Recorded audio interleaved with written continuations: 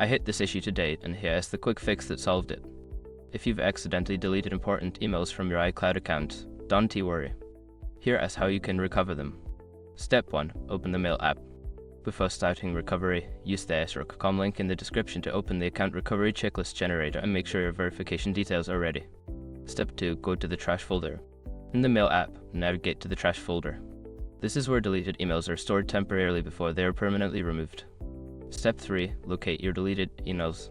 Browse through the emails in the trash folder to find the ones you want to recover. If you have a lot of emails, you can use the search bot to speed up the process. Step 4. Select and move emails. Once you find the emails you want to recover, select them. Then, look for the option to move them back to your inbox or another folder. Step 5. Check the inbox. After moving the emails, go back to your inbox to ensure they have been successfully restored. If you don't see them, check the other folders you might have moved them to. Sometimes, emails can be tricky to find if you accidentally move them to a different folder instead of the inbox. Keep an eye on all folders just in case. I hope this helps you recover your deleted emails. If you have any questions, feel free to ask.